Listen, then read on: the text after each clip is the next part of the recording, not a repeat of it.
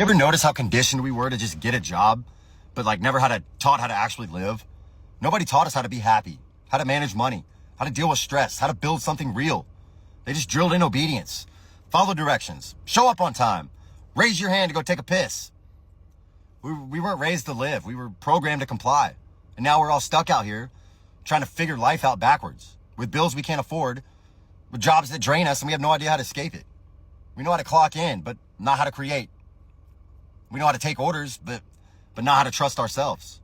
The system wasn't built to help you thrive. It was built to keep you barely surviving so you don't have time to question it. And people are sick of surviving, sick of grinding just to stay broke, sick of acting like this is normal. Something's got to give, because this generation, we're not just waking up anymore, man. We're done playing along. What generation is that is done playing along? Because I think they already got most millennials, right? We already drank the Kool-Aid. I think it starts right from when we're born, pretty much, right? We start from the daycares, then we go into schools, and then that's where from school, then there's the whole program, right? Daycare to school, school to job, job to get married, have children. And then once you get married and you have children, then now you have those responsibilities, right? That you need to pay for. And how are you going to pay for it? You need to trade in your time for that. And that's just how it's always been. And I don't really know at what point we got it wrong. But this is how I was born into this.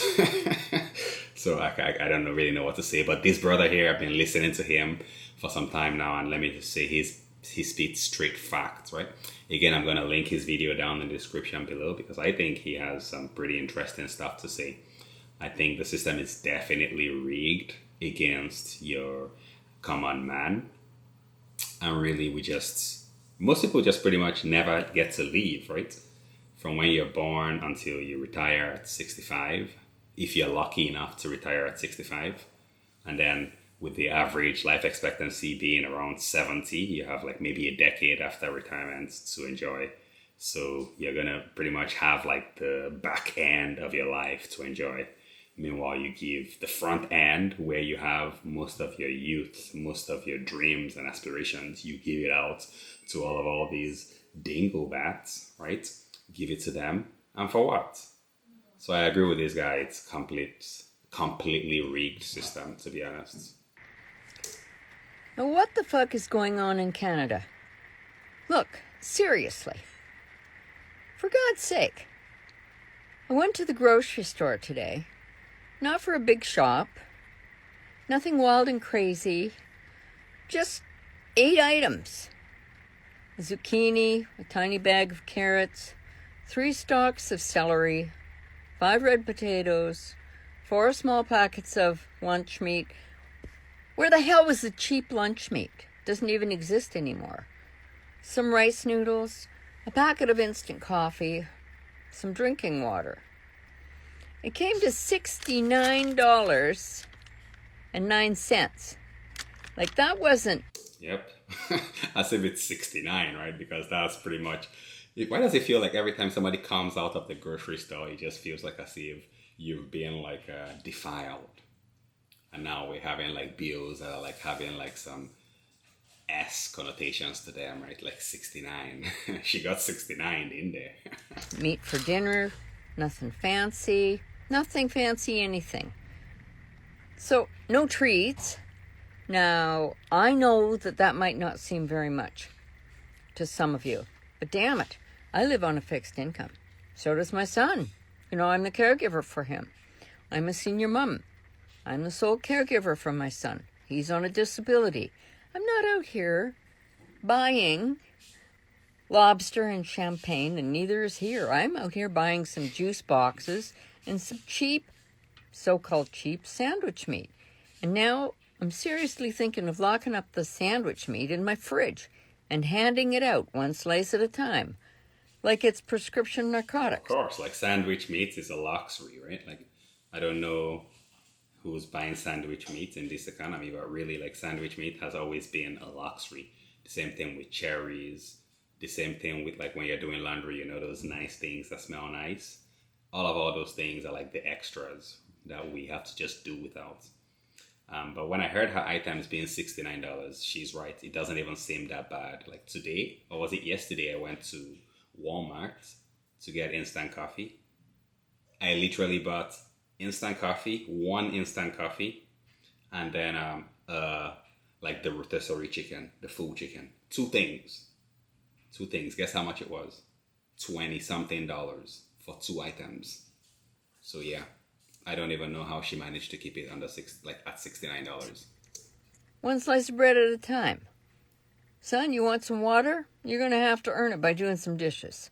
He's 50. He shouldn't have to earn a drink of water. Because now, simple joy is a luxury. Grapes, out of the question. Walk right past the grapes. Grapes are a luxury. Grapes are a luxury. So, why do bags, one bag of potatoes, a 5-pound bag of potatoes cost $10? I mean, I'm done.